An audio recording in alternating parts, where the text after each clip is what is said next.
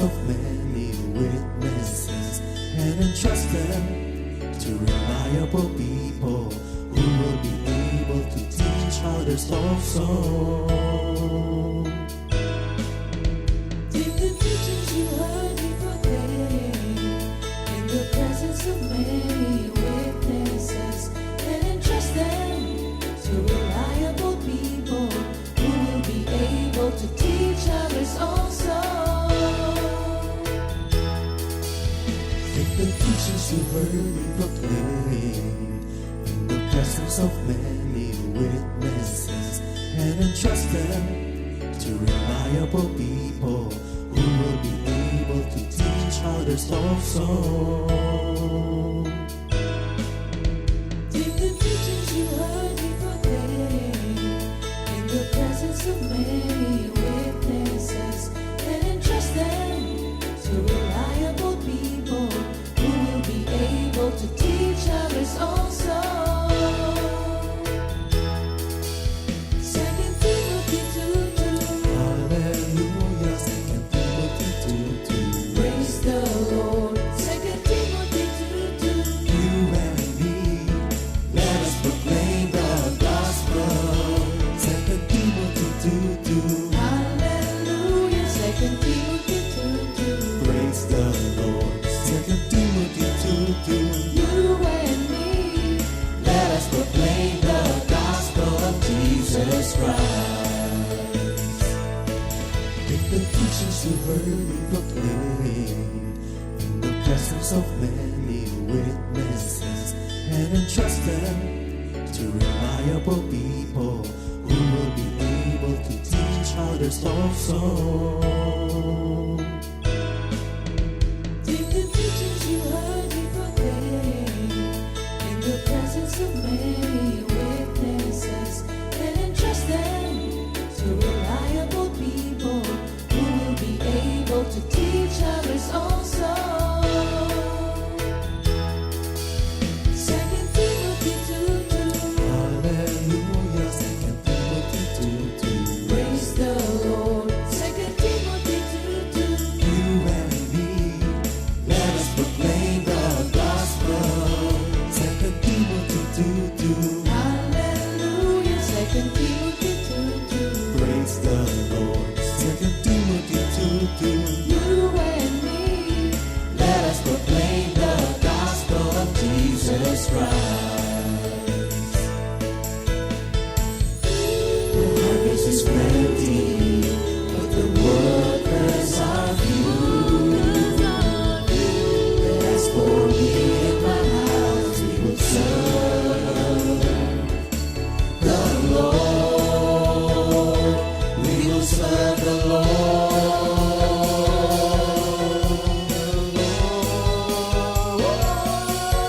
Second Timothy 2:2.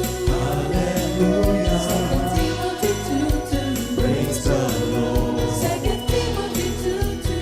You and me, let us proclaim the gospel. 2 Timothy 2:2. Hallelujah. 2 Timothy 2:2. Praise the Lord. 2 Timothy 2:2. You and me, Let us proclaim the gospel of Jesus Christ. Second Timothy 2:2. Hallelujah. 2 Timothy 2:2. Praise the Lord. 2 Timothy 2:2. You and me, let us proclaim the gospel. 2 Timothy 2:2. Hallelujah. 2 Timothy 2:2. Praise the Lord. 2 Timothy 2:2. You and me, let us proclaim, live on this day, delighting the Lord for His goodness. Let us proclaim, live on this day, delighting the Lord for His goodness. Let us proclaim, live on this day, delighting the Lord for His goodness. And He's God.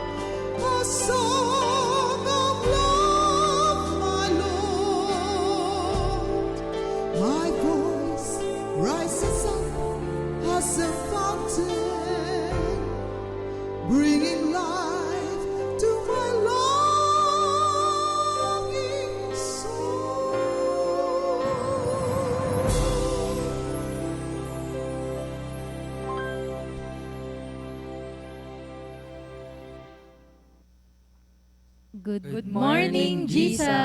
Jesus! Ayan, magandang umaga po sa inyong lahat mga kapatid. Andito po kami muli. May mga ininbita po ako mga kabataan para po sa isa na namang episode no, to give glory kay Lord. Pero bago po ang lahat, opening prayer po muna tayo by Brother Jerome. Ah, ah, Lord, thank you po sa araw na to. Thank you po at pinagtipon-tipon niyo po kami.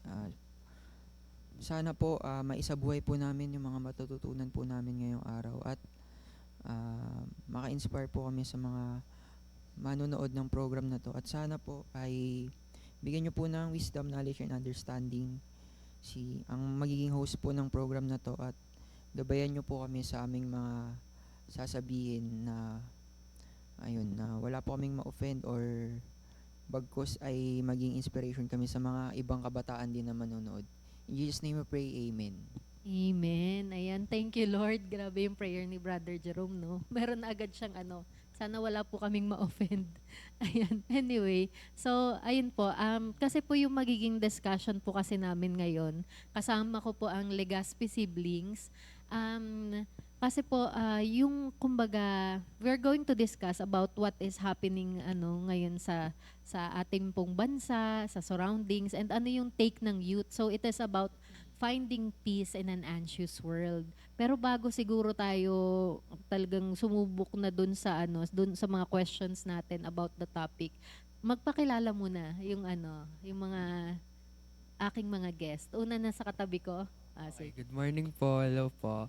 Ako po si Brother Giro Legazpi. So, anak po ni Sister Jeline. Ayan po. Ako po ang bunso sa aming tatlo. Anong ka na? Are you still in school? First year college for freshman. Brother Ako Jerome. naman po si Brother Jerome.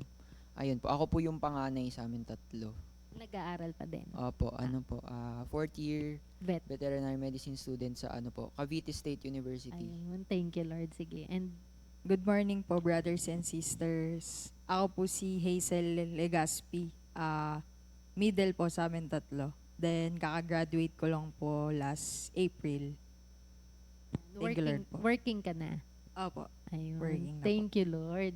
Ayan. So, ayun nga mga kapatid, no? In-invite ko kayo ngayon kasi para sana mo pag-usapan natin, no, yung mga yung topic natin kasi is about finding peace in an anxious world. So, parang yung topic medyo, for me medyo siya, parang serious topic, no? About anxiety.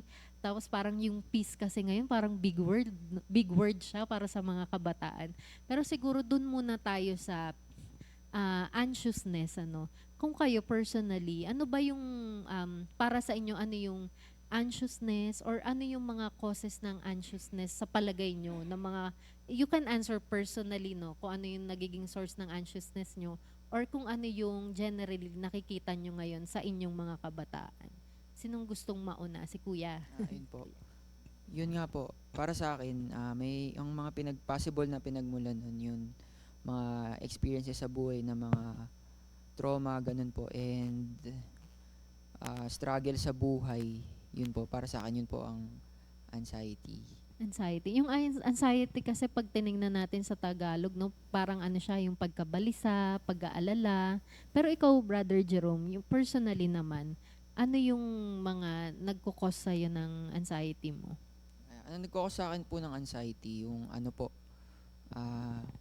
academic sa school po kasi, yun nga po, ang hirap din po kasi ng course ko, doktor, tapos yung mga kabatch ko ay nag-graduate na 2 years ago. Then, ako naman nag-aaral pa din. Tapos, nag-worry din ako kasi, ang school po kasi namin, yung course namin, may residency na 9 years. Kapag lumampas ka ng 9 years, ayun, lipat ka ng school. Pero, ayun, naka 6 years na kasi po ako, kahit 4th year pa lang ako, kasi nag-stop po ako nung pandemic ng 2 years. Hindi po kasi ako nag-file ng leave of absence. Kaya tumatakbo po yung oras ko, yung residency. Kaya pinipilit ko rin pong, tawag doon, walang maibagsak na subject para hindi po ako magre-retake. Yun po.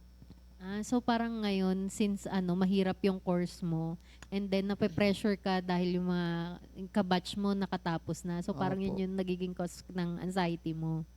Ayun, na sana walang maibagsak na no, para hindi na lalong humaba pa. Ikaw naman, Jerome. Jiro, sorry.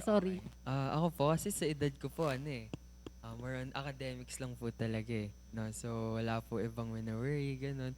Pero, sa edad ko po kasi parang 18, ang dami na rin pong 18, ang dami na rin pong nag-uusbungan ng successful na taong makikilala, ay makikita nyo po sa social media, ganun. So, makikita nyo at 18, may naipundar na pong ganito, ganyan. Pero, ayun nga po, you always have to remind yourself na ang buhay po isn't a race, no? May sarili-sarili po tayong pace, may sarili-sarili po tayong season. So, you have to keep doing what you're doing, focus on you, and huwag ka titingin sa iba. So, ayun lang, tiwala lang po lagi kay Lord.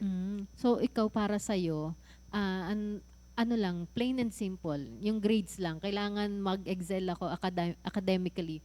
Kung yung doon sa ibang mga tao na challenge sila kasi at a young age, successful niya, ikaw, bala kayo.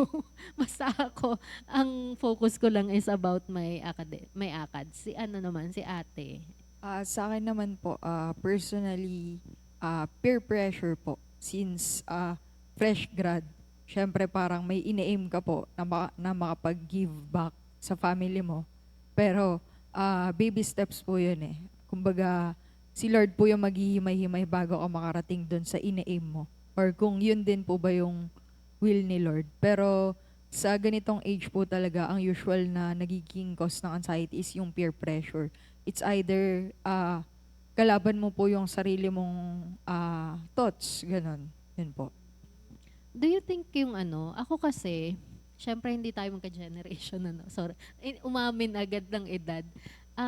Ako kasi parang ang nakikita ko sa youth ngayon, parang overly sensitive kayo. Tama ba? Sa mga nangyayari na parang very passionate kayo, may mga bagay na talagang ilalaban nyo, yung ganyan. Yung parang, kung kami kasi, halimbawa, parang sa amin hindi big deal, sa inyo big deal yung mga ganong bagay. Do you think that contributes doon sa kung bakit nagkakaroon ng peer pressure, bakit nagkakaroon ng anxiety yung mga kabataan ngayon? Mas subject ba kayo ngayon sa anxiety compared nyo doon sa palagay nyo, sa nakikita nyo sa surroundings nyo? Para sa akin po, kaya po ganun yung mga bata ngayon soft na. Digital world na rin po kasi tayo. Kasi po yung mga bata ngayon spoon-fed na, tapos lahat ng bagay pinadali para sa kanila. Kaya pag nagkaroon lang ng konting struggle sa buhay, yun na, anxiety ka agad. Tapos yun, may problema ka agad. Di po tulad nung generation noon na mahirap lahat ng bagay. Kaya po, para po sa akin, ganun po kaya sila nagkaka-anxiety. So, ba? Sa palagay mo, malaking nako-contribute nung yung technology, yung social media, malaki nako-contribute nun ngayon sa kung paano nagbe-behave or kung bakit merong dati hindi naman uso sa amin yung yung word na depression, hindi namin masyadong nabibigkas masyado yung about sa anxiety, pero ngayon parang normal conversation na lang siya. So do you think yung social media, yung technology, it contributes doon sa kung paano ngayon nadidiscuss or paano ngayon natitake yung yung anxiety or depression? So sumagot. Sige. Siguro po at some point, nakaka-affect po yung technology ngayon. Pero tayo, mga tao, depende po kasi sa atin kung paano natin iti-take yung bawat ganong klaseng situation or sa paggamit nga lang ng technology, depende din sa atin yun Lahat ng too much din po kasi nagiging masama. So, ayun, at some point, nagiging bad effect din po sa atin. Yung iba naman po, nagiging motivation din sa kanila yung nakikita nila sa social media or kung saan man po. So parang siya, yung technology or yung mga social media, it has its good and bad. Nagkakaroon lang talaga ng problema how people respond to it.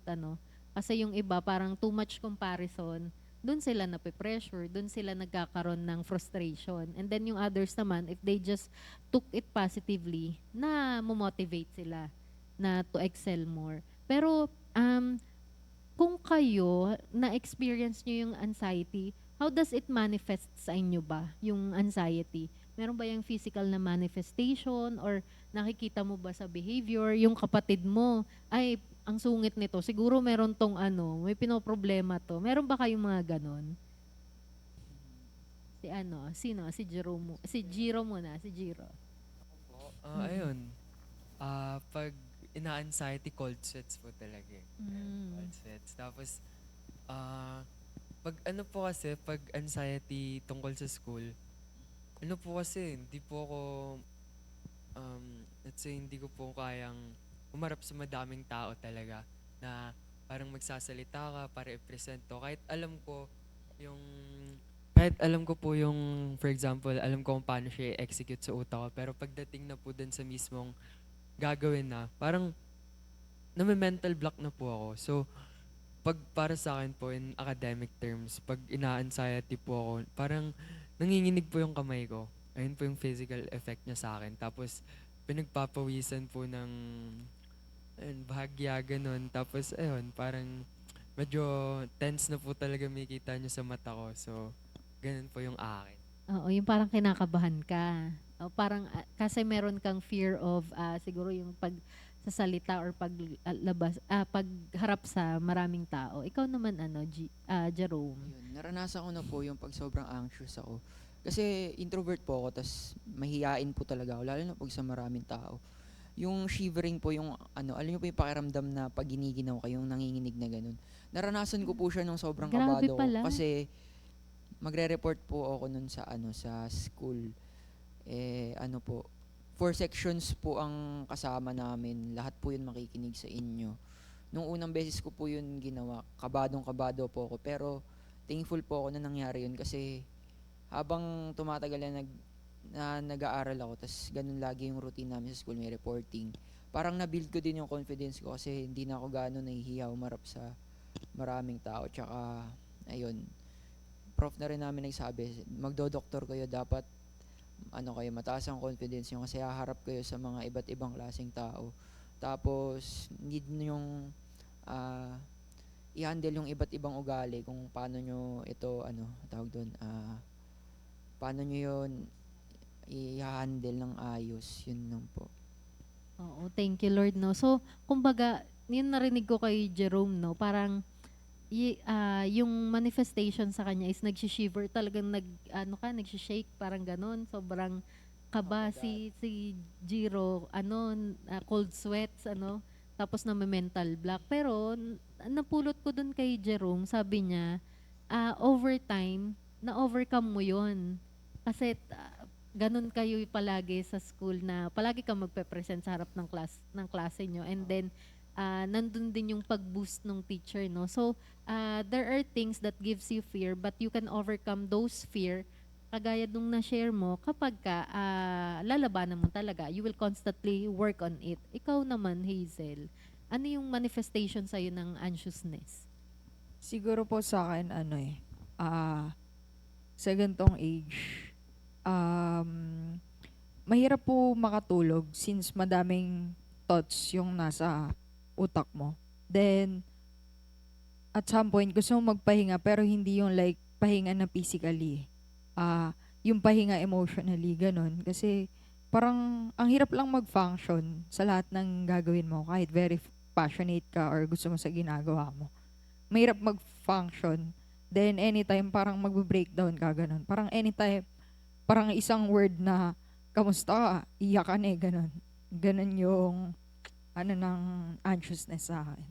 So, sa palagay nyo ba, anxiousness is something na talaga na dapat napapag-usapan na, I mean, even sa loob ng bahay, open ba kayo sa isa't isa na, kuya, pagka nahihirapan ka, andito lang ako ha, pwede kang mag-confide sa akin.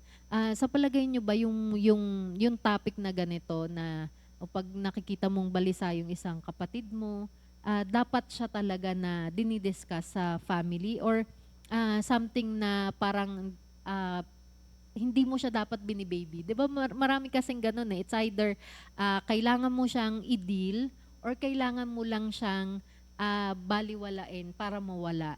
I mean, yung mga causes ng anxiousness nyo.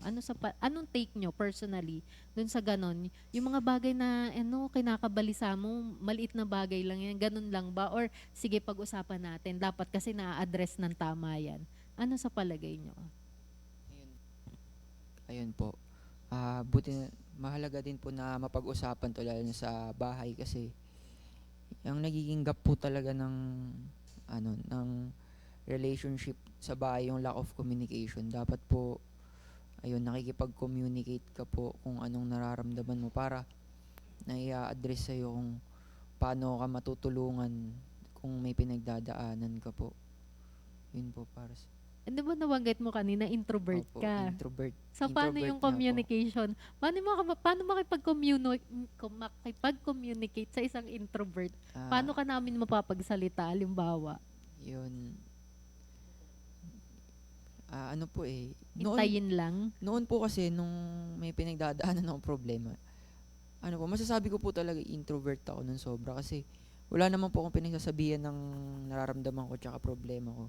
Pero ngayon po, palagi ko, hindi na ako masyadong introvert kasi kung introvert ako, hindi ako haharap dito eh.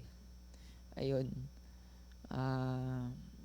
Yun nga, kung noon, ganun ako, hindi ako nagsasabi ng problema ko. Ngayon, dahil na-build ko na rin yung confidence ko, kailangan talaga ng communication lagi para yun, mai-address nga kung ano yung dapat mga ayusin po.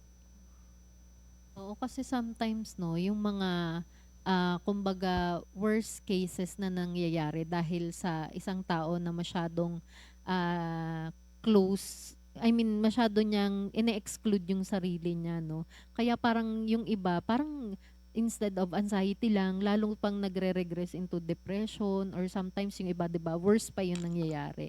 So, thank you Lord, no? Kasi sabi ni Jerome, ngayon nare-realize niya na kung gaano, kahit na introvert siya, for him, ganun ka-importante yung communication. Kaya siguro kapag si Jerome kakausapin ako, no, kailangan, siya lang talaga yung kausap ko. Kasi minsan lang yung mangyayari na being an introvert, tapos siya yung mag-step up, no, para makipag-usap.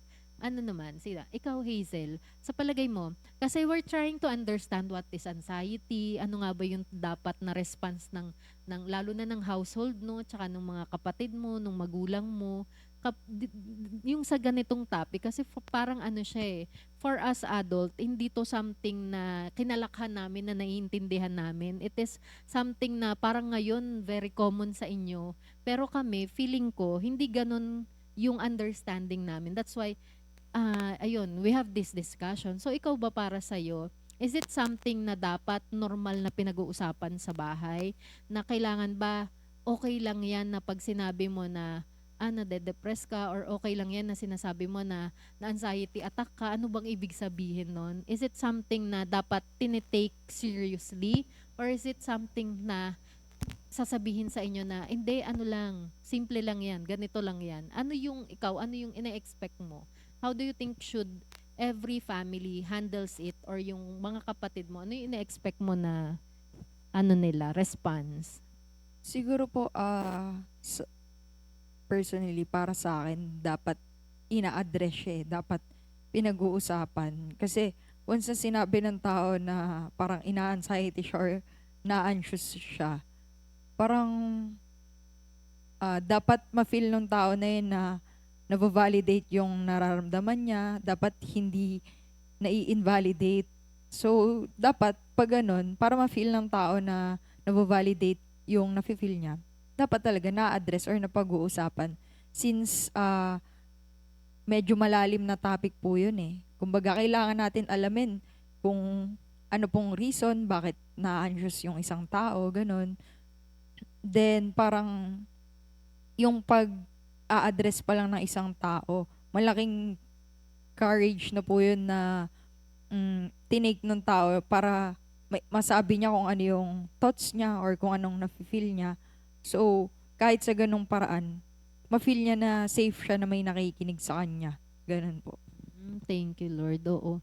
Oo, no? Kasi tama yung sinabi mo, no? Big step na yon to admit kung ano yung nararamdaman mo. And kaya dapat, ano siya talaga, tinitake siya seriously, no? Sa isang household. Ikaw, Jiro, anong Ako take po, mo doon? nasabi na po nila eh, nasagot na po nila eh. So, dadagdagan ko na lang po siguro. Tama naman po, kailangan po talaga siyang, alam niyo yun, itakal po siya um, sa, ano nyo po, house conversation. Kailangan nyo po siyang idagdag. Kasi, um, wait, anong term yun? Healthy mind starts at home. So, kung anong ire-reflect mo sa labas, yun yung nire-reflect mo or yun yung anong meron kayo sa bahay nyo. So, for example, lagi kang, hindi naman lagi like, ano lang po siya, parang most of the time, lahat sa mga nakikilala ko is, for example, masaya sila sa bahay. So, kung ano yung meron sila sa bahay, yun din yung nire-reflect niya sa labas. So, meron naman din po akong makakilala na sobrang saya niya sa labas, tapos pagdating sa bahay, ganito po pala yung pinagdadaanan niya. So, majority lang po is kung ano pong meron sa household nyo, yun po talaga yung, i-absorb nyo, then ilalabas nyo rin po. So, ayun, good conversation with your family is a very, very must. It's a very healthy thing na pag-usapan po siya from time to time since yun nga, tulad ng sabi ng kuya ko is doon nga po nagsisimula ang gap sa mga conversation na lumilipas. And for example, may isang bagay na kinatampo ng isa mong kapatid or ng mama mo, then papabayaan, then dun po lalaki ng lalaki yon, magkakaroon ng gap. So it's really healthy to, alam niyo yun, from time to time nga po na, ayun, pag-usapan po siya, opo, address po natin. Thank you, Lord, no? So, I hope, lalo na dun sa mga household that this seems something na new to them, they find it informative and they find it encouraging, no? So, ayun, nung pag-usapan natin about yung sources ng anxiety nyo, ano yung nararamdaman nyo, and what you are expecting how it should be handled. So, when we talk about anxiety, sabi nga, no, ano yung mga coping mechanisms nyo naman? So, na-experience mo yung ganyan. Kinabahan ka kasi magpe-present ka sa harapan ng class, o kaya kinabahan ka kasi kailangan pasado yung grade mo, or yung kay Hazel, no, more on pressure sa sarili na ay kailangan at this age nakakapag-provide na ako, kailangan ganito na yung sinusweldo ko or what have you, 'di ba? Ano yung nagiging coping mechanism nyo na for you to step out from anxiety and mapunta sa place of peace? Ano yung ginagawa niyo, mga practical steps or coping mechanism? Ayun, dapat po wag kayong, natutunan ko rin po yun kasi ako bilang introvert, nasanay ako mag-isa. Pero ngayon, kung mararanasan ko uli na magkakaroon ako ng problema or magiging anxious sa mga bagay-bagay, ayun, mas pipiliin ko na ngayon na dapat may ginagawa ka, wag kang magmumukmok sa bahay nyo. Para nadadivert yung attention mo. Kasi pag ikaw lang mag-isa, kung ano-anong maiisip mo lalo, parang di pa siya makakatulong eh. Lalo pang madadagdagan yung kung ano man yung alalahanin mo. Yun lang po. So parang keep yourself busy. Apo. Ganon. So, ayan, yung mga nakaka-identify kay Jerome na introvert, so ibig sabihin hindi ka masyadong nag-open up. So, kung yung iba is to talk to someone, ikaw, since ayaw mo na nakikipag-usap sa ibang tao, find na lang a productive na hobby. Tama? Ano bang hobby mo? Anong iyong Mahilig po ako mag-alaga ng manok tsaka kalapati. Madami po akong kalapati. yan. So, yung iba, no, they can try to have pets. So, pwedeng, common ngayon yung mga aso, pusa, or pwede rin naman yung mga plantita o maghalaman. Ikaw, ang alaga mo is manok and kalapate. Ayan. Sige, ikaw naman, Hazel. How do you cope up how do you step out of anxiety and then go to a place of peace? Sa akin po, ang coping mechanism ko talaga is mag cafe hopping, ganun. Parang ang therapeutic niya lang para sa akin. Hopping, so from one cafe to another? Apo, ganun. Parang, minsan may kasamang friends, ganun. Kasi, parang ang gandang combination lang yung coffee. Tapos, good company or small talk, ganun. Parang, even hindi mo din sabihin sa friend mo kung anong nafe-feel mo or something. Parang, alam mong naiintindihan ka niya, ganun. So, parang ako, yung naging coping mechanism ko talaga is mag-cafe hopping. Parang every weekend, lagi talaga akong naghahanap ng matatry na bagong cafe, ganun.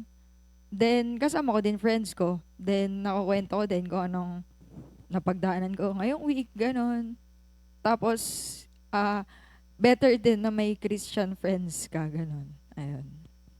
Thank you, Lord. So, kung si Jerome, sa mga pets niya, ikaw naman, talagang naghahanap ka ng companion na makakausap mo. And ayun, yung love mo for coffee, so talagang kasama doon sa coping mechanism. Si ano naman, si Bunso, ikaw. Ako po, sa akin po kasi ano lang talaga eh. Prayers lang po. Wow. Pero ano po, kahit mga small inconvenience lang po. Parang, for example, di ako makasakay ng jeep.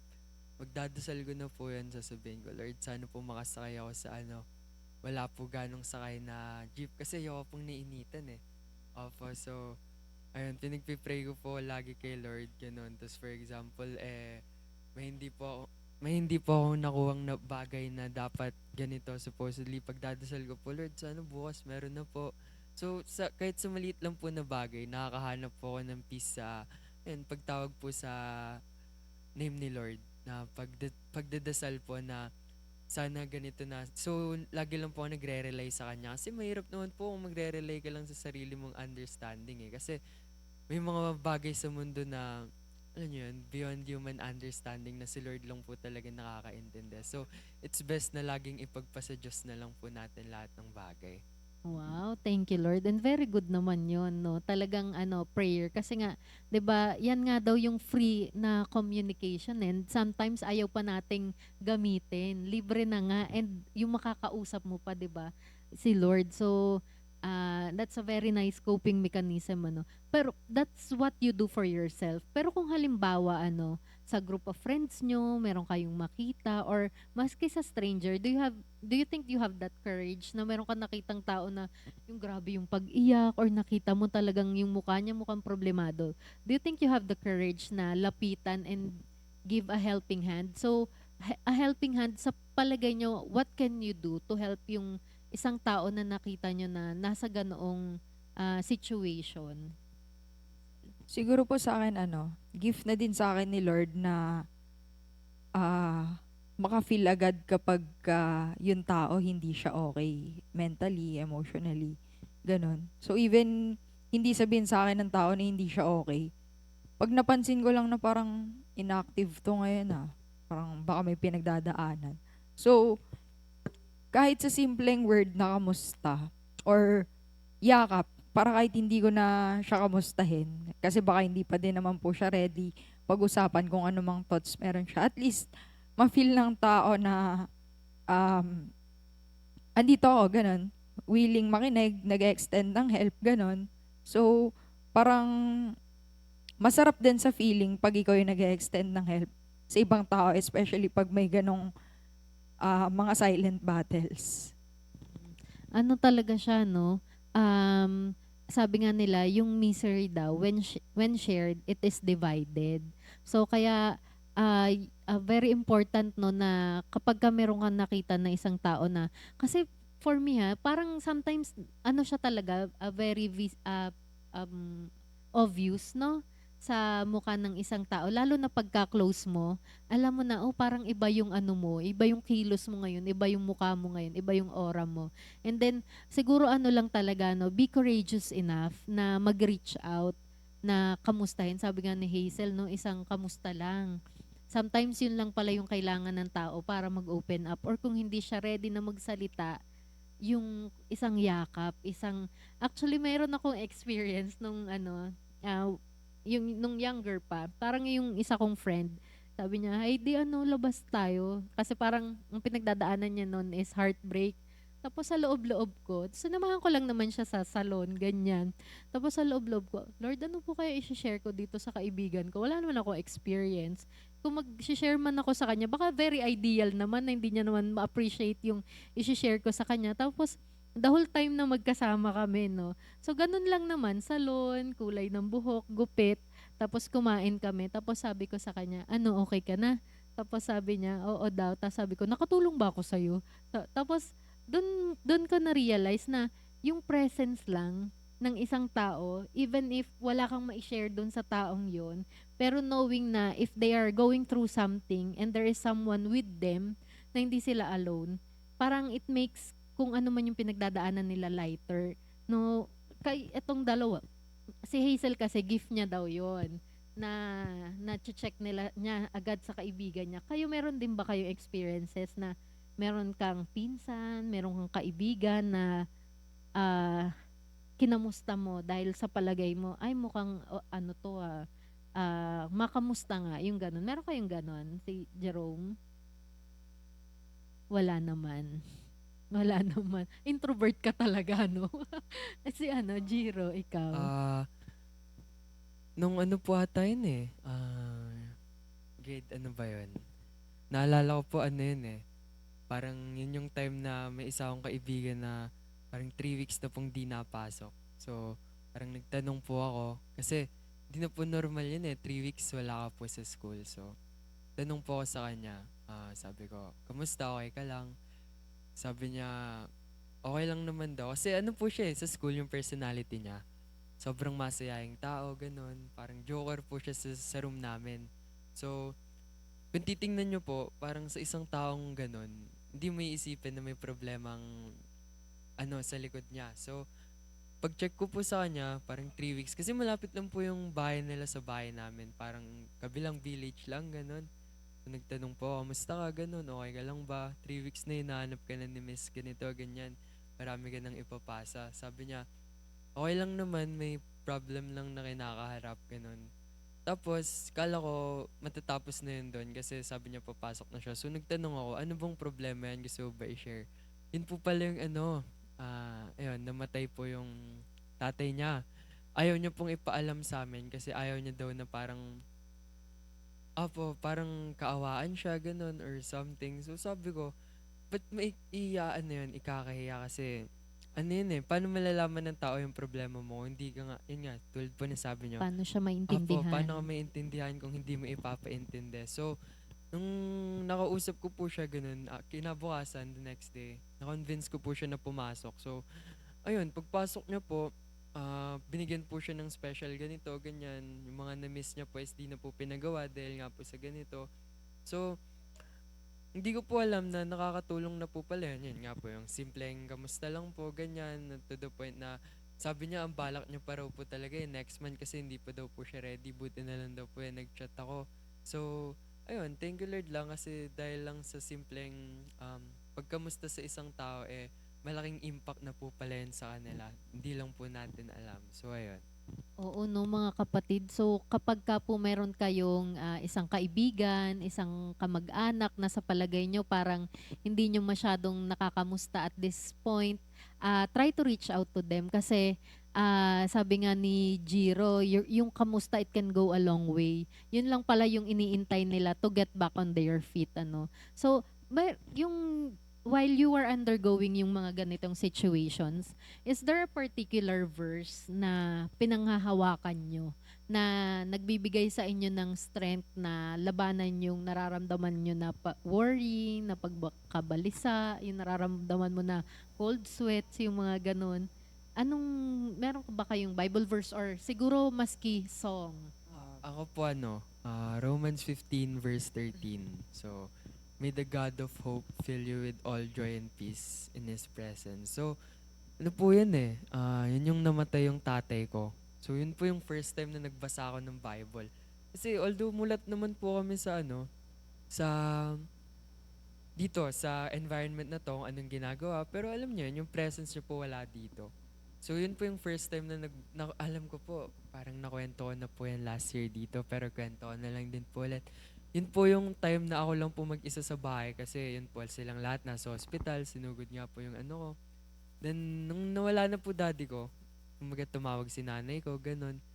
Kung kinakamusta ako, tapos binalita na po na magpaalam na daw po kay Papa sa video call kasi anytime, parang bababa na daw po yung heartbeat niya, so mawawala na daw po anytime. So parang nung time po kasi na yun, ano pa ako noon, parang 14 years old pa lang po ako noon. Parang mixed emotion, di po ako nalulungkot, di rin po ako masaya, parang wala lang po sa akin. Kumbaga, di po nagsisink in na iiyak ba ako, wala na akong tatay, walang ganito, ganyan. So parang nung time na yun, parang sobrang confused lang po. Walang sadness, walang kahit ano po.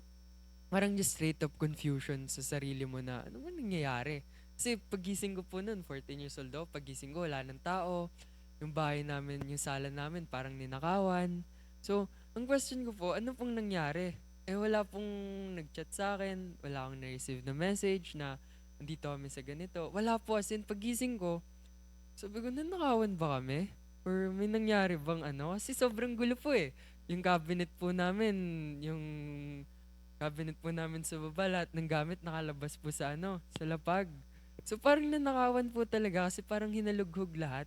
So sabi ko, papasok ba ako ng school o magtatanong muna ako sa nanay ko kung anong nangyari. So, nung time po na yun, pumasok pa rin po ako kasi sabi ko, baka may ano lang, parang may hinanap lang, tas nalimutan lang ibalik.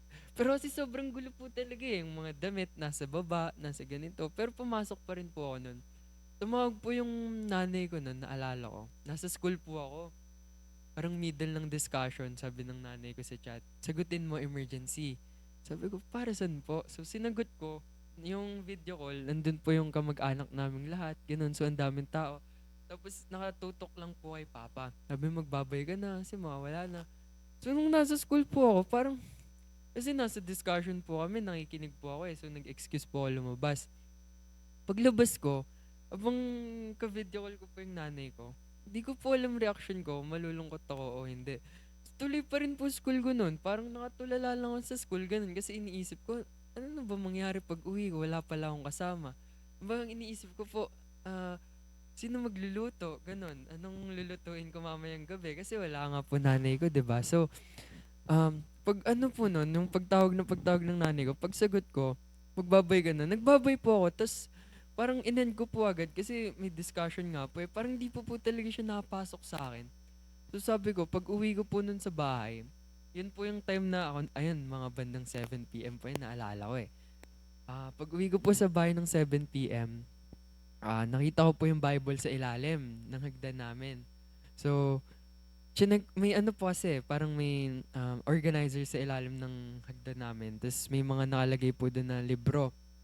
So, andun po yung Bible, nasa bukana lang. So, pagkuha ko po, yun po yung first time na parang, sabi ko, yun po yung first time na parang kakausapin ko si Lord ng, parang dalawa lang kami. Kasi, nung bata pa ako, ang time lang na nakakausap ko si Lord is through prayer pagkakain eh. So, parang yung prayer ko is paulit-ulit nung bata ko, yung Our Father. Yun po yung prayer ko lagi simula nung bata ko hanggang 13. Kasi nung 14, yun na po yung namatay si Daddy. So, nung nagbabasa po ako Bible, di ko po alam saan sisimulan kasi first time ko nga po eh.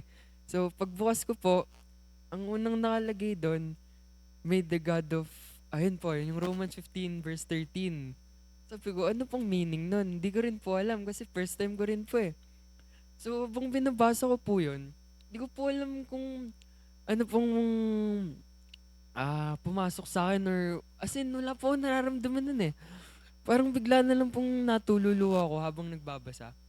Tapos, parang dahan-dahan po, habang binabasa ko yun, nagkakaroon po ako ng deep understanding na parang, ay okay, so wala na pala yung tatay ko. Kailangan ko na maging mas matured. Kailangan ko na maging ganito, ganyan. As in, nung day po na yun, habang nagbabasa ako, doon ko na po na unti-unting nagsisink in, na, sino na pala maghahatid sa akin sa school? Wala na. Kasi wala na po akong tatay. Parang doon na po napasok lahat.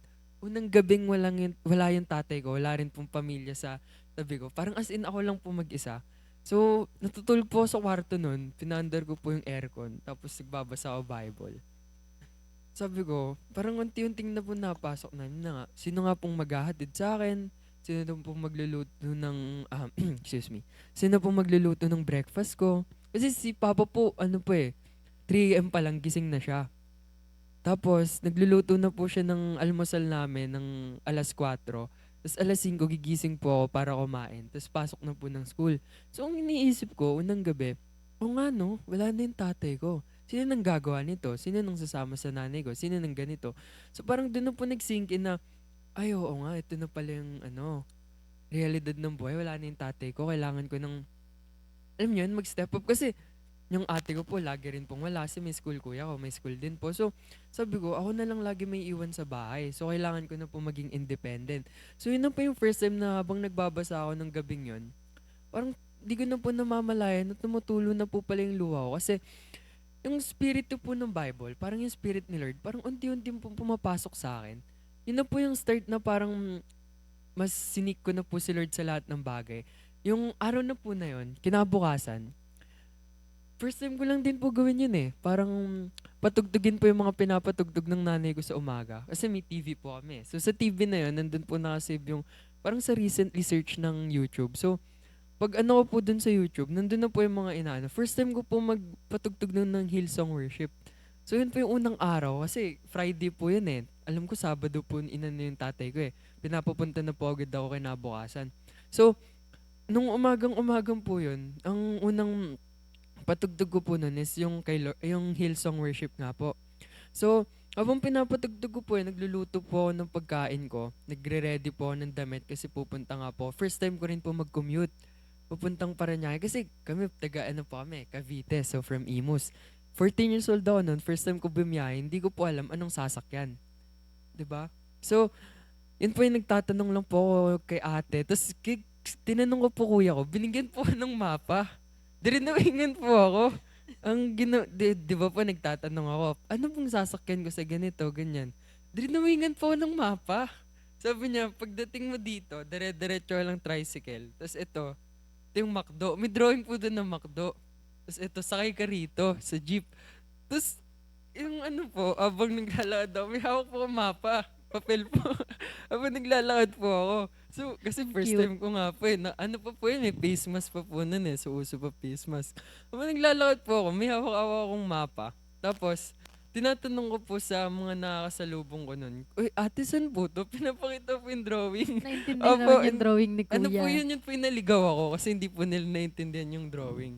So, unang biyahe ko po, naligaw po ako. So, nung naligaw ako, ano nga to?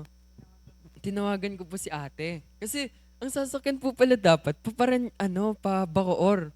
Dinalo po ako sa Quiapo, Baclaran. So, ang layo na po. Kasi tinatanong ko yung driver, tinanong ko po yung babaeng nasa lubong ko, ano pong sasakyan papunta dito? Pinakita ko po yung papel. Ay, sakay ka lang dyan sa sa jeep na yan. Tanong mo sa driver kung dadaan sa ganito. So, tinanong ko po, Kuya, dadaan ka po ba dito? Sabi lang po ng driver, sige na, akyat ka na, nandito ng MMDA. So na-pressure po ako, makyat po ako, nang hindi po sinasure. So, yun po yung unang biyahe ko. Tinawagan ko po yung ate ko, sabi, nasan ka na? Nasa Quiapo, nagdadasal. Kasi dumating po ako sa Quiapo nun. Akala ko po, normal lang po yun, dun po ako sasakay. Kasi nasa Quiapo na ako nun Sabi ko, ano na kayo sunod na sasakyan ko? Kasi nandun di ba po sa Baclaran may Jollibee, may McDo. Yan po yung nasa mapa, McDo. Sabi ko, nasa tamang lugar ako. Nasa tamang sasakyan ako. Kasi nandito na may McDo Habang ako nun, sabi ko, magpipray muna ako nun sa simbahan po dun sa Baclaran. Ako po yung Catholic Church. Nagsindi po ako kandila. Ano pa po nun? Yun nga po, diba? Kasi mula ko lang pong kilalanin si Lord. So, nagsindi po ako kandila doon. Pinagdasal ko tatay ko. Sabi ko, sana po kung nasan po tatay ko, maging maayos po siya, ganun. Hinabilin ko pa nga po kami sa tatay ko Which is, nung na-realize ko po, mali po pala yun. Nung medyo tumatanda na ako, sabi ko, Papa, sana po huwag mo po kami papabayaan na dito sa lupa. Kasi nandyan ka, nakasama mo na si Lord. So, pinagdadasal ko po siya noon. Tumawag na po kay ate noon. Mga hapon na po yun, magagabi na po. So nagtataka po sila, umalis ako ng 10, ba't po mga bandang alas 4, wala pa po ako. Grabe yun na. Opo, hindi naman po alas 4, mga alas 3, ganun. Malapit na pong maghapon. So tinawagan niya ako, sabi ko, dito ako sa Baklaran, ano nasasakyan ko? Sabi niya, ba't ka nagbaklaran? Sabi ko, ito yung nasa mapa eh. Ayun po yung nasa mapa eh. Sabi niya, ha? Ba't ka nandyan? Eh di dali-dali akong pinasakay ng ate ko papunta sa PTEX, ganun hanggang sa nakarating na po. So, yun po yung unang experience ko bumiyahe. Pinaka-memorable din po. Kasi yun nga, yun po yung lamay ng tatay ko. Yun din po yung, yun din po yung first time ko bumiyahe. So, sobrang memorable po niya sa akin. So, going back sa question nyo po, na yung Bible verse po. So, ayun, yung backstory po na is nakwento ko na po. Ayun, nakwento ko na po sa inyo ngayon. So, hanggang ngayon po, pinangahawakan ko pa rin po siya hanggang ngayon tuwing may problema ako na, ayun nga, at the end of the day, nandyan si Lord para ipaalala sa'yo na it's just a bad day, not a bad life.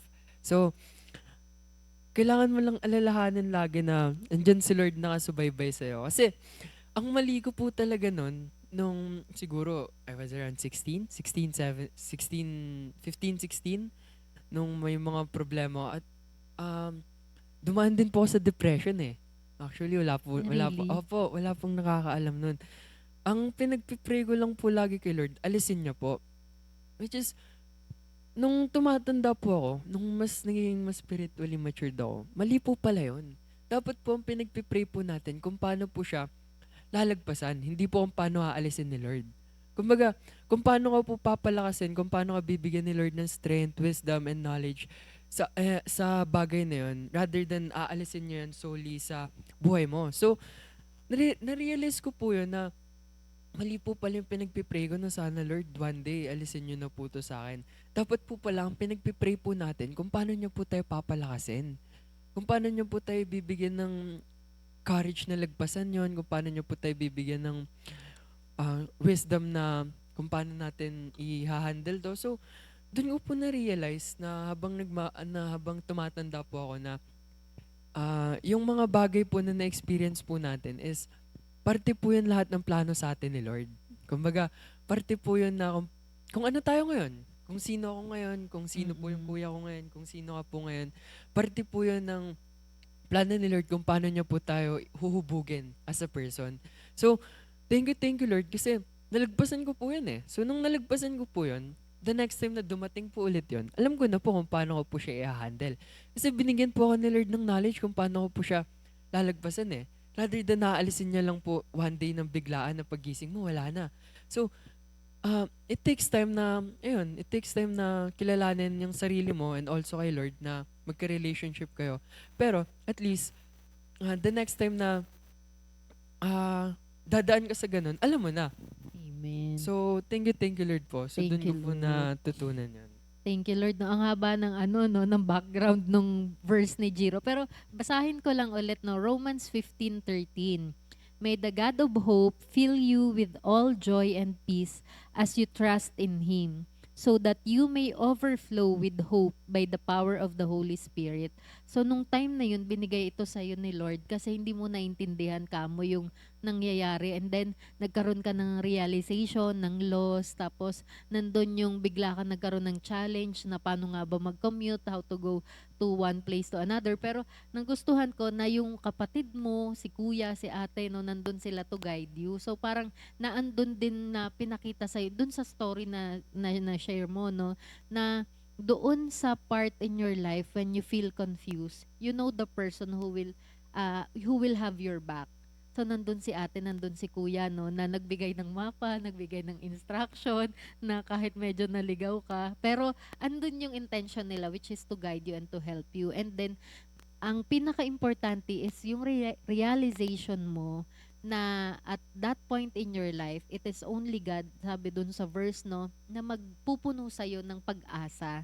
So, di ba sabi mo, hindi mo naiintindihan, pero parang dun sa binigay sa'yo na verse ni Lord, no, sinasabi niya sa'yo na there is something na kaya kailangan mong mag-hold on doon sa hope. Ayun. Thank you Lord naman. Si Jerome, ikaw, meron ka bang Bible verse na pinaghahawakan or maski song na talagang go-to mo pagka Me- meron kang pinagdadaanan? Yun po, meron po.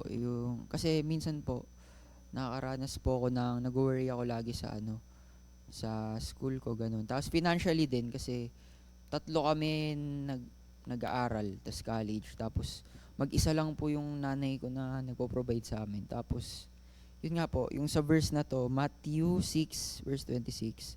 Look at the birds of the air, they do not sow or reap or store away in barns, and yet your heavenly Father feeds them. Are you not much more valuable than they? Yun po. Yun nga, yung ibon nga daw po hindi sila nag-worry kung may kakainin sila para sa kinabukasan. Paano pa po kaya tayong mga tao na mas higher being sa kanila? Yun po. Paano ba yun? Yun, lagi po ako nag-worry kasi ayun po, lagi natakbo sa isip ko. Paano na lang po pag wala na si mama, sino magpapaaral sa amin? Kaya po, yun, habang kaya pa ni mama, pinapahalagaan po namin yun kasi tatlo po kami yung pinag-aaral niya, tapos siya lang po mag-isa tumataguyod sa amin. Yun po. Yun po talaga yung sa ngayon po yung worry ko. Yun. Pero sana po malampasan na po namin siya as a family. Ayun. Kahit papaano po nabawasan na yung anxiety ko kasi graduate na yung kapatid ko. Dalawa na lang kami ni mama yung pag-aaralin. Yun, thank you Lord. Nabawasan na yung pinapag-aral, no? Dalawa na daw po. Dalawa na lang po eh. Oo. Ayun. Actually, dun sa Matthew 6, tumatawa si Jiro. Actually, dun sa Sabi niyo po kasi dalawa na lang daw po sila ni mama mag-aaral. Sabi ko, pinag-aaral ni Mama. Tama ba?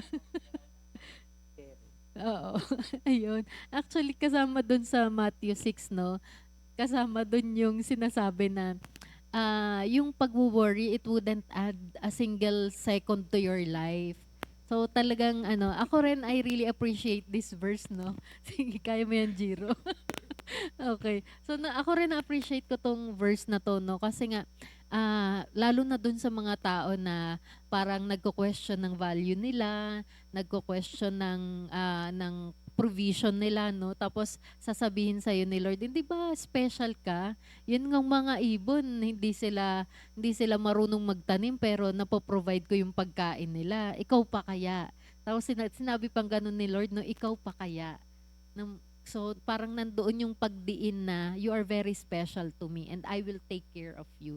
So napakaganda na na salita na manggaling kay Lord na magpapalakas talaga sa atin. Siguro at some point na kagaya nung nabanggit mo, no, ang worry mo is about the finances, paano makakatapos ng pag-aaral, pero again, nandoon yung promise ni Lord na I will take care of you. Ikaw naman, Hazel, meron ka bang go-to na Bible verse or meron kang go-to na kanta? Sa akin po yung Bible verse, life verse ko po talaga is Matthew 7:7. Then, since hilig ko din naman po tumugtog, isa din po sa nagpapaano sa akin is pag may gusto pag gusto ko maging calm, tumutugtog ako, yun, praise and worship, ganun. Then yung sa Matthew 7:7 naman po na life verse ko, nung una hindi ko siya maintindihan nung binabasa ko siya eh. Kasi parang wala lang, binasa ko lang siya ganun. Since bata pa ako nung nabasa ko po siya. Pero parang as time goes by, ganun, nagiging mature tayo, ganun. Parang naintindihan ko na din po kung ano yung gustong iparating ni Lord. Ano yung meaning nung verse na yun. Kaya parang naging life verse ko din talaga siya. Kasi yung verse po na yun, sabi sa Matthew 7:7, Basahin ko. po, Sige, Matthew 7:7. Ask and it will be given to you. Tama? Yan. Seek and you will find. Knock and the door will be opened to you. kaya parang, yan, sa life verse po na yan, andyan na po lahat eh. Kapag na-anxious ka or may kailangan ka or something, ayan, sinabi na nga ni Lord eh, humingi ka at ikay pagbibigyan, kumato ka at ikay pagbubuksan. So, bakit ka ma-anxious? Eh, si Lord, ina-extend niya na nga din po yung help niya. Inihintay ka lang din ni Lord na lumapit sa Kanya. Ayun po, kaya isa sa nagpapakalm sa akin kapag ka na-anxious ako is, yan, yung life verse ko na yan. And especially, bukod sa live verse na yun, nakakapagtugtog pa po ako ng praise and worship na nakakapagpa-kalma sa akin, ganun. And nakakapagbigay ng peace po. Amen. Thank you, Lord, no? Actually, yung verse naman na Matthew 7:7, no? Parang, for me, parang ang nakikita ko dun is yung childlike faith na parang sigurado ka na kapag humingi ka, bibigyan ka. Pagka kumatok ka, pagbubuksan ka. Parang there is no room for you to doubt. 'Di ba doon sa verse na yon, kaya ano siya talaga, no, napaka-powerful. So kung meron man na meron tayong mga kaibigan, no, meron tayong yung nanonood sa atin ngayon na may pinagdadaanan, try to visit these verses po sa Bible nyo and makipag-usap po tayo kay Lord. And yung sabi nga ni Sister Hazel, yung pagkanta, sabi nga po yung pagkanta natin ng mga praise and worship song, it is twice a prayer. So kapag ka ipinuput natin into a song yung ating pagdadasal, so ganun siya ka-powerful. And thank you Lord, dahil naandito tayo sa ganitong kumbaga estado na alam na natin kung ano yung gagawin natin, ano yung tatakbuhan natin. So thank you Lord. So dahil doon sa what you have gone through, yung mga experiences nyo, yung mga natutunan nyo along the way, no. So from anxiety, nandito na kayo sa peace. So when we talk about peace naman, ano siya, gaano siya ka-importante? Sabi ko nga kanina dun sa opening natin na parang when you talk about peace, parang big word siya na parang napakabigat na. Do you agree na yung peace is a very important factor in our life? And paano nyo binibigyan ng importance yung peace na yon? Ah, ah, excuse me po. For me, peace po talaga is a very, very big factor sa buhay ko na it's a non-negotiable. So, if it cost my peace, I'll cut you off. Diba? As a person or kung bagay man yan, problem or whatsoever. So, if it cost my peace, wala na po. Tanggal na po Like, talaga. Opo. Paano siya sa'yo, Siguro, your experience? recently with my friend na ano po kasi, di na po kami parehas ng pananaw sa buhay. So, you wanna go this way, I wanna go this way. So, kung gets nyo po is, parang may sarili-sarili na po aming interest. Siya po, gusto niya po ng ganito. Ako po, gusto ko po ng ganito. So, di na po kami pwede magsama. Kasi, di ba, ang sabi nga po nila,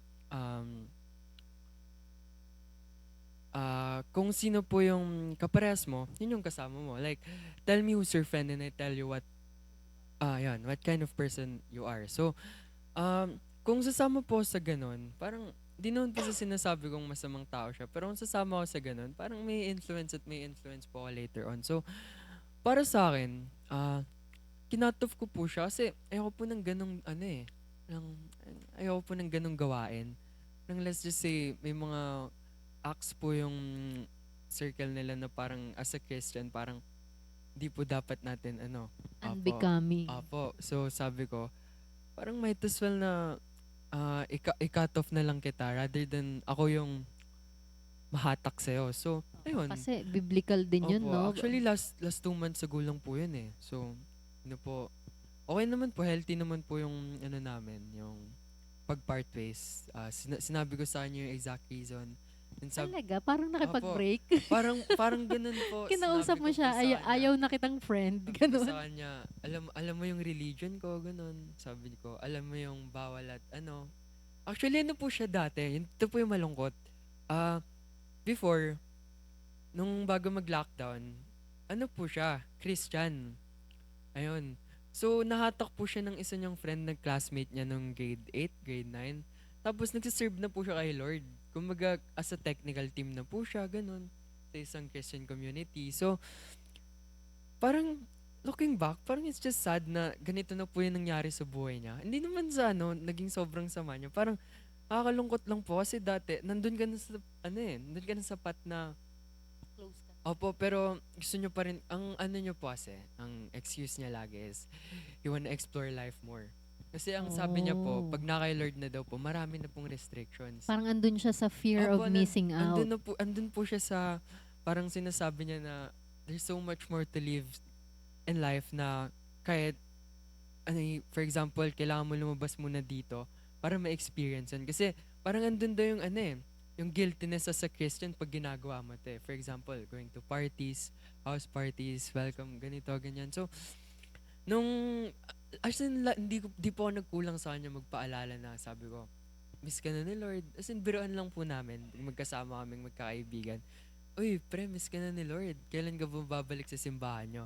Pero the reason kasi kung bakit po siya umalis sa simbahan nila, kasi parang, nakichismis na rin po no? Parang nakwentuhan na rin. Parang, magulo daw po yung youth organization daw po dun. Parang, marami daw pong chismis, marami daw pong nalilink sa ganito.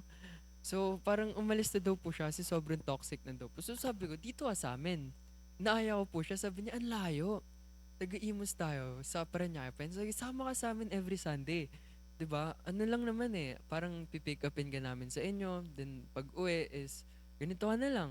Sabi niya, sige, let's see. Pero later on, parang nung mga tumagal, after a year, gulat na lang po kasi ano na po siya Nag-iba na yung Opo, behavior. iba na po yung ano niya sa buhay. So, pag tinatanong ko siya, anong ano mo? Parang anong nasa isip mo? Ba't nandyan ka ngayon? Ganyan. As in, as a friend, parang kaibigan. Siyempre, matatanong mo naman po yun kung close na close kayo. Sinasagot niya lang, parang I wanna explore life more. Parang ayoko ng restrictions. Yun po yung sabi niya. Babalik ako, pero hindi anytime soon. Yun po yung sabi niya sa akin. Oo. So, parang lagi kong pinagpipray. Sabi ko, Lord, sana po unin niyo na po siya ulit. Hindi na, hindi. Ang pangit hindi. nung kunin, So, no? hindi. Pangit nga Hindi, po. yung okay term. lang. Parang, siguro, Lord, sana po, bumalik na po siya sa inyo. Ganun, mali po pala, sorry. So, yun po yung pinagpipray ko lagi. Kasi as a friend, na-witness ko na po na from Catholic or from worldly view, nung mga bata pa kami, to Christian, to worldly view po ulit. So, parang nakakalungkot lang po na bumalik po siya sa old ways niya. So, never po nagkulang na ipagdasal siya, paalala sa kanya na andito lang lagi si Lord nakaano sa'yo. So, ayun, na nag-usap kami, na sinabi ko na, ayun, siguro hindi ka magbabago. Kailangan na natin mag-part ways. Kailangan ko na lumayo. Kasi, kung sasamahan kita, it's either mahahatak kita, ayaw mo naman magpahatak sa akin, or ako yung mahahatak mo. So, sinabi ko sa kanya yun, as in, straight to the point, sabi niya, it's okay, I understand, kasi I was once a Christian. So sabi niya, I understand your view, so di naman kita pipigilan yan. Pero kung kukumbinsin mo pa rin ako na to go back or to serve the Lord, to serve the Lord once more, sabi niya, hindi, parang malabo sa ngayon. Sabi niya, kasi I'm in my teens I'm in my 20s. So, marami pa akong kailangan na-explore, marami pa akong i-enjoy, marami pa akong ganito. So, sabi ko lang sa kanya, God bless you. Bahala na si Lord sa'yo. So, ayun po. Siguro magkakilala na lang po kami ngayon. So, kung babalik po siya, welcome naman po siya. Okay lang po sa akin. Then, may pinagsamahan po kami. After all, hindi naman po ganun kadali yun. Pero for now po siguro, parang part ways po muna kami. So, ayun lang po. Thank you, Lord. Actually, for me, it's very admirable kasi it's a firm decision, no, na to cut off a friendship. Na, kumbaga, very clear sa yung line na, sabi nga, 'di ba, a bad companion corrupts good character. So, it is very clear with you na kesyo, i-accommodate mo yung kaibigan mo kasi alam mo na he's just going through a phase.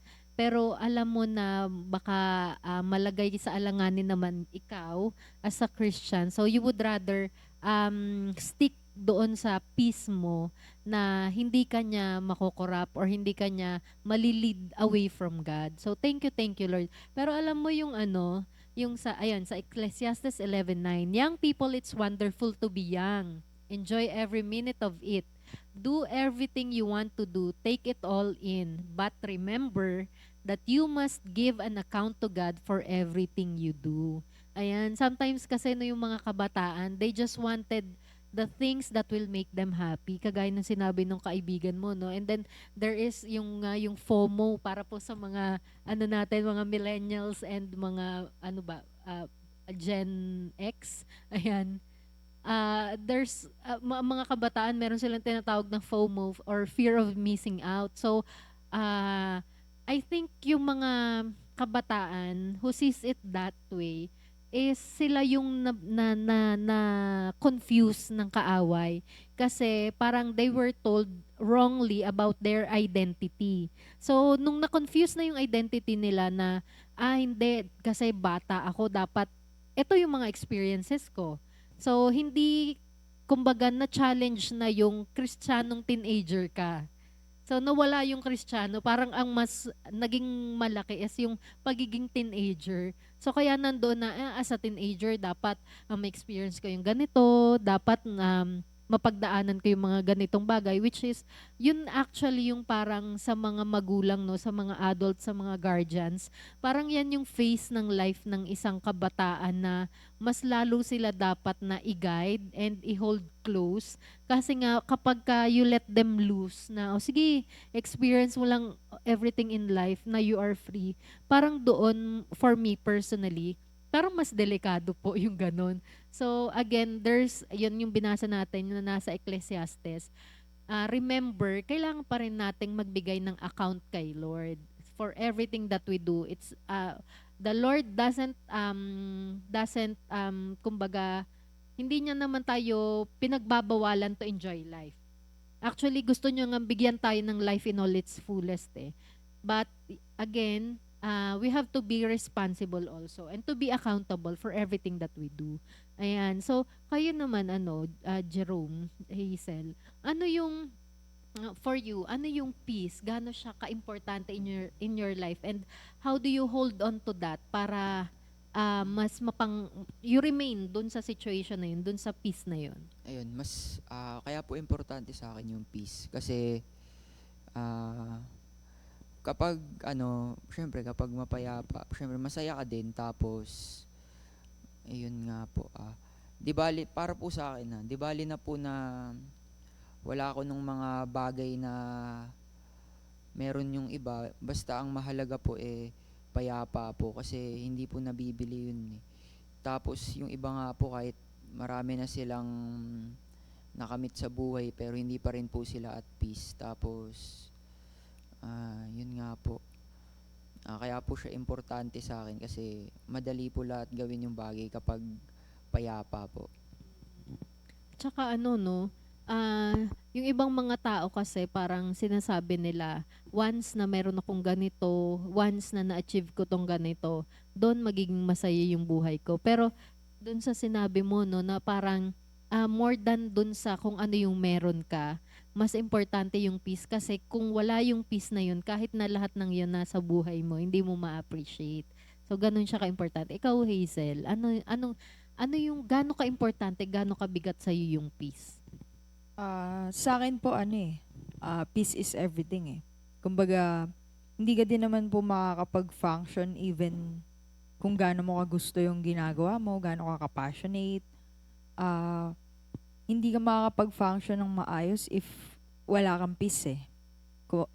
For example, if sa work, sa family, if hindi ka at peace, wala kang peace doon. So, paano ka? Kumbaga, andun pa din, magulo pa din yung utak mo. Kasi, before yung definition ko na magiging at peace ako kapag ka nakagraduate ako, may stable job ako, parang sa isip ko, magiging at peace na ako eh. Pero sa ganitong age, then nasa ganitong stage na ako na nakagraduate ako, working ako, parang ang definition ko na ng peace is, if alam mong may Lord ka, so kahit anong challenges, at some point, may effect, pero at the end of the day, alam mo kung kanino ka lalapit eh. So, andun pa din yung peace, si Lord pa din yung magbibigay sa'yo ng kalmadong puso, ng peace of mind. As in, si Lord lang din talaga lahat. Kay Lord mo lang din talaga makukuha yung peace na yun. Kasi tayong mga tao, aminin natin sa hindi, may pagka people pleaser tayo eh.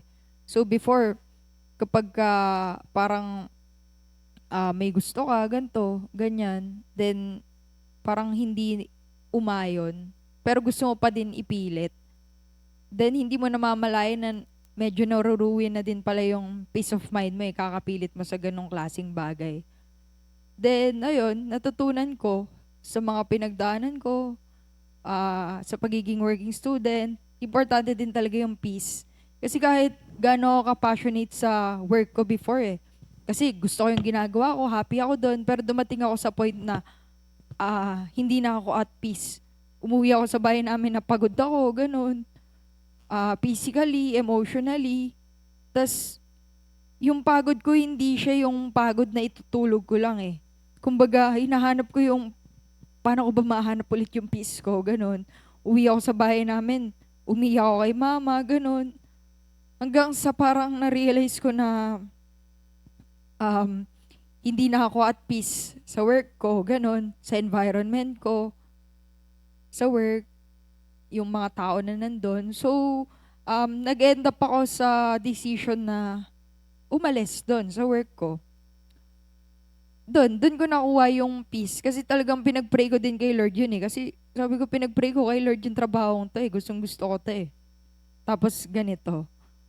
So, nung nag-end up ako sa ganong klaseng decision na umalis, parang doon na unti-unting binigay ni Lord yung peace sa akin. Kumbaga, unti-unti ko nang nakikita yung brighter side ng ganong situation. Ganon, mas na-appreciate ko na. And, ayun, sobrang at peace ko lang. Iba lang din talaga yung peace na nakukuha pag kay Lord. Ayun. Amen. Walang makakukumpara. Thank you, Lord. So gusto ko lang i-highlight yun, no? Na yung peace natin na kay Lord talaga. So, doon nga sa John 14:27, basahin ko. Sabi dito, "Peace I leave with you, my peace I give you. I do not give to you as the world gives. Do not let your hearts be troubled and do not be afraid." Kasi, kagaya ng mga na-share nyo, no, the world also gives us peace. Tama ba? So, di ba kagaya nung nasabi mo, no, na kapag ka nagtatrabaho na ako, may peace na ako. Kasi nga, magagawa ko na yung goal ko na makapag-provide sa family. Pero nung nagtatrabaho ka na, meron ka pa ring anxiety na kaya ko pang i-provide or gusto ko pang mag-provide more for my family pero kulang pa. So yun yung sinasabi na difference ng peace na ibinibigay ng world kasi it is just an escape. The peace that the world give is just an escape. Pero yung peace na ibibigay ni Lord sa atin is everlasting, ano. So hindi siya subject into any qualifications na kapag ka ganito, ganito. Kapag ka ganito. Kapag ang peace na pinanghawakan mo ay si Lord mismo at yung peace na ibinigay niya, ang iyong peace sa buhay mo, yun yung masasabi mo na talaga. It is not the absence of trouble eh. Kung hindi, yung knowing that God is with you in the middle of it. So, yun yung peace na kailangan nating hanapin kapag ka nandun tayo sa ganong situation na we are anxious, we are in doubt, we are frustrated, we are angry, or kung ano man yung pinagdadaanan nating emotions, ano. It is very important that we know kung sino ang peace natin, ano yung peace natin, ano yung source. And ayun, ano lang talaga. I admire how you take itong itong topic na ito, how you deal with it, and you know very well na lalapit magpe-pray ako kay Lord. Babasahin ko tong verse na to. Makikipag-usap ako sa mga Christian friends ko. And thank you Lord. And I hope yung siguro small na out of the topic, no, yung nabanggit mo na you feel so exhausted dahil may problema ka sa trabaho, tapos umuwi ka sa inyo. So, ayun, ako na-appreciate ko lang na yung family, yung home, yun pa rin yung safe place. And di ba merong mga magulang kasi po na sometimes, no, yung anak, buti naman, alam mo pa yung kung saan ka nakatira, buti naman umuwi ka pa. So, siguro small reminder lang, naisip ko lang po na kung sakaling meron kayong ganong urge na sabihin yun sa mga anak nyo, no, try to ask them naman na, or hayaan mo muna siyang magpahinga, matulog sa kwarto niya, and then later kamustahin mo kasi baka nga merong pinagdadaanan. Noon na nga lang nakauwi, tapos pa siya, kumbaga masyado pa siyang natalakan yung ganyan, sorry for the word. Pero ayun po, siguro it is a way for, as a reminder po for the parents, no, kasi nga nabanggit nila na sometimes yung source of anxiety, sabi ni Jiro kanina, is kung ano yung relationship sa bahay. So, kaya, let us take every step that we can to improve. So I know everyone has something that they are dealing in their houses, in their homes, pero ano yon, grab every opportunity para mas maging close, para maging open yung communication. Sometimes it's difficult. Talagang yung first step, yun yung pinakamahirap. Pero you have to do it anyway. You have to do it anyway para mag-improve yung relationship, para mas maging open. So, be the bigger person. Learn how to give grace, 'di ba? Kasi nga freely given 'yan, hindi yan kailangang i-earn.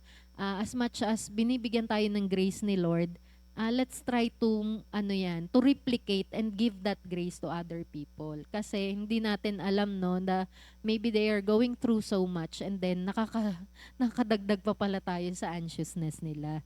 Ayan. So, bago ang lahat, bago natin ipagpatuloy, so konti na lang naman, bumati na muna tayo sa ating mga celebrants. Ayan, so today is July 25, 2026. Happy birthday! Ayan, Brother Thomas Belmonte, Brother Dave Balangkit, ayan, inaanak namin.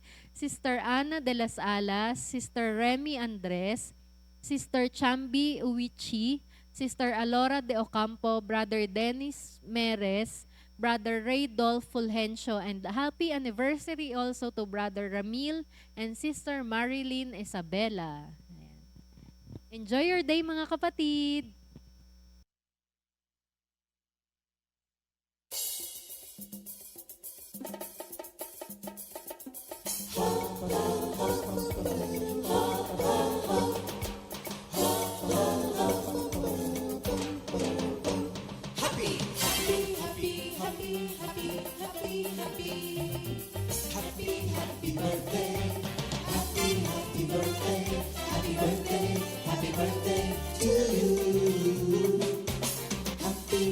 Anniversary, happy anniversary, happy anniversary. Happy anniversary. May the good Lord bless and keep you, may the Lord's light shine upon you. Happy anniversary to you. Happy birthday to you.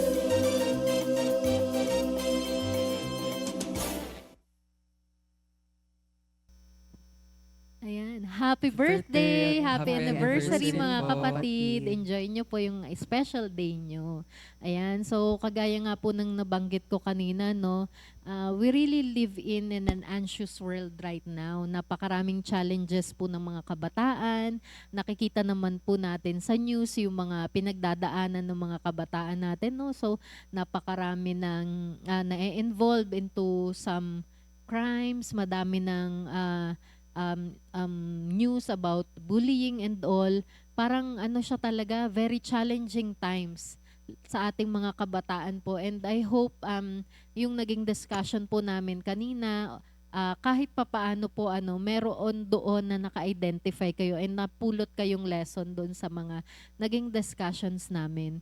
And ayun po, if ever po na kailangan nyo po ng kausap, kailangan nyo po ng enlightenment, kung meron man po kayong bagay na naguguluhan or what have you, unang-una po, ipag-pray po natin yan kasi si Lord po ang magbibigay sa atin ng direction kung sinong tao yung kakausapin mo, kung anong advice kung anong direction ang iti-take mo. I mean, kagaya nga po nung nabanggit natin kanina, no, yung peace po ay si Lord. Siya mismo yon. And siya ay, sabi niya nga, my peace I leave you. So, ibinigay niya na sa atin, freely given na po sa atin, ibinigay niya na sa atin. Sometimes it is only us na, kasi maybe we are too prideful or maybe we are unaware na naandyan yung kapayapaan na ipinagkakaloob sa atin ni Lord. So, we just have to go back to God, lumapit sa Kanya, humingi ng tawad kung kinakailangan. Naandun po dapat yung pag-acknowledge natin, no, kung meron po tayong mga pagkakamali. And alam nyo po, very loving po si Lord. Talagang He is greater than any mistake na nagawa natin, any sin na nakomit natin, or any doubt na meron tayo in ourselves. talagang ano po walang ibang solusyon na maiibigay sa mga kung ano man pinagdadaanan natin kung hindi si Lord lamang. Kung hindi man po natin maiput into words, kasi nga yung very high yung emotions mo, tawagan nyo lang po yung pangalan ni Lord. Or kung hindi talaga, hanapin mo yung mga kanta po. Ayan, talaga naman, it will connect you to God. So, mga kapatid, you are not too far away na hindi ka maaabot ng kamay ni Lord. So, whatever you are going through right now, whatever it is that is causing your anxiety, whatever it is that is causing your depression, even sa Bible po natin, no, meron po tayong disciple na talagang he went through depression na parang ayaw niya nang lumabas ng cave, and then si Lord pinadalhan siya ng pagkain sa pamamagitan ng isang ibon. So, depression, anxiety, it is a valid emotion po or kung situation. Hindi po natin ini-invalidate na meron po kayong ganyan na experience. But then again, noon pa man po, panahon pa man po ng Old Testament ay inaddress na po yan ni Lord. Hindi po niya tayo pababayaan. So kailangan lang po nating malaman, matutunan at panghawakan na si Lord po ang sasagot sa atin. So kung meron tayong katanungan, hanapin natin ang kasagutan, which is si Lord po. Ayan. So, balikan ko lang po. Siguro na to, parang closing nyo na, parting words nyo. Ano yung maiibigay nyong advice, especially sa kapwa nyo na kabataan, no, na maaaring nandun sa ganung situation na they are doubting themselves, they are frustrated over things na it doesn't work their way, o kaya ngayon they are into depression, they are experiencing anxiety attacks. Ano yung maiibigay nyo sa kanilang advice? And also, kasi kanina na-brought up po dun sa discussion, no, na it is very important yung communication sa family. So, or yung role ng family nga po sa ganitong situation. Ano rin yung mabibigay nyong advice para sa adults din? So, sa kapwa nyo youth and then sa mga adults. Sino mo na? Si Hazel. Sige, Hazel. Sa akin po, sa mga youth, siguro ang masasabi ko lang is, don't be too harsh on yourself. Lahat naman tayo may silent battles. Ayun. Minsan okay din na mag-take ng courage, ng baby step na mag-seek ng help, or kung hindi pa tayo ready na sabihin kung kanino man, sa friend natin or sa family, siguro much better na kay Lord tayo lumapit. Kasi si Lord, even hindi mo sabihin sa Kanya kung anong nafe-feel mo, even wala kang sabihin or what, alam ni Lord kung ano yung nasa puso't isip mo eh. So, kung may silent battles man tayo, kung na-anxious man tayo, walang masama na mag-seek ng help. So, ayun. Then sa adults naman po, siguro be gentle na lang din po sa mga youth, sa mga younger na mga bata. Kasi minsan, hindi pa din nila ma-process ng maayos sa utak nila yung mga bagay-bagay. Kailangan din nila ng time, para ma-figure out. So, okay din na maging kind. Then, ma-feel nila na na-validate yung kung anong na-feel nila, kasi at some point, alam nilang safe sila. Ayun po. Sige, si Kuya naman. Ayun, kung may pinagdadaanan ka man ng problema ngayon, yun lang. Ang masasabi ko lang, 100 times na mention sa Bible yung do not be afraid. Yun, yung problema, lilipas lang yan. Wag nyong masyadong dibdibin kasi nandiyan naman si God eh. Pag wala kayong makausap o wala mapagsabihin, nandiyan si God. Yun lang po. Thank you, Lord. Actually, it is 365 times na sinabi doon na do not fear or do not be afraid. So parang nandun yung assurance ni Lord every day, no? Nandun yung reminder niya every day sa isang taon, tapos ulit-ulit sa isang taon na wala kang dapat ikatakot. Thank you, Lord. Sige, Jiro. Sa akin po, ang advice ko po sa mga ayun, fellow youths na dumadaan sa phase ng depression kasi I experienced it firsthand. So, my only advice is kung na kay Lord kayo or wala, to generalize it, kung na kay Lord kayo, wag na kayong lalayo. That's the easiest answer. Seek God for peace. 'Di ba? Always seek God, always put God first sa kahit anumang bagay na gagawin nyo. Andito na tayo nasa gawain na tayo ni Lord. So, bakit pa tayo lalayo, 'di ba? So, to make it short, andyan lang si Lord. Although, hindi mo pa alam kung paano mangyayari yon. Me personally, hindi ko rin alam kung paano aayusin ni Lord sa'yo yun. Pero, one thing that I can guarantee is, maayos ni Lord yan. Walang problemang hindi kayang ayusin ni Lord. And also, for those non-believers na kung naririnig nyo man to or kung saan nyo man to napapanood, happiness is a choice, di ba? So, it's always around the corner and kailangan mo lang matutunan na hanapin yun lagi. Kasi, life is too precious para lang sayangin mo sa ganito diba? It's not that I'm invalidating your feelings, pero imagine, yung iba nagsasaya dahil sa ganito, maliit lang na bagay, wala man makain, tapos ikaw nagbumukmok dahil dito. So it's not that I'm invalidating it. It's just that pinaparealize lang sa atin ni Lord na kaya natin maging masaya or pwede tayong maging masaya. Kasi choice yun diba? So, piliin lang natin lagi. So, nasa sa'yo yun. Kung magiging masaya ka or magsistick ka dyan, tatambayan mo yan, nasa sa'yo yun lagi. So, my only advice is always seek God. Ayan lang po. Tapos, for those adults na hindi po naiintindihan or hindi po doesn't have a deeper understanding sa generation namin, since majority ng kilala ko pong adults has a saradong tenga. So, ano po sila parang firm sila sa stand nila na once na sinabi niya to, wala na magbabago. Bakit kita papakinggan? Mas matanda ako, di ba? So, ang pakiusap ko lang po, sana sa lahat po ng nanonood nito na matatanda or maski mga magulang po, di naman po sa dinidiktahan kayo, pero please, pakinggan nyo po yung anak nyo bago po kayo bago nyo po mag-respond or dagdagan po yung sinasabi nyo po sa nila na bago nyo po pangaralan or bigyan ng life lesson is pakinggan nyo po muna. Hanapin nyo po yung root cause kung bakit nyo po ginawa to. Intindihin nyo po kung bakit po siya the way he is or the way she is. Diba? So, and nga po, communication is the key. So, ayun lang po. Thank you, Lord. Dadagdag lang po. Sige. Ayun.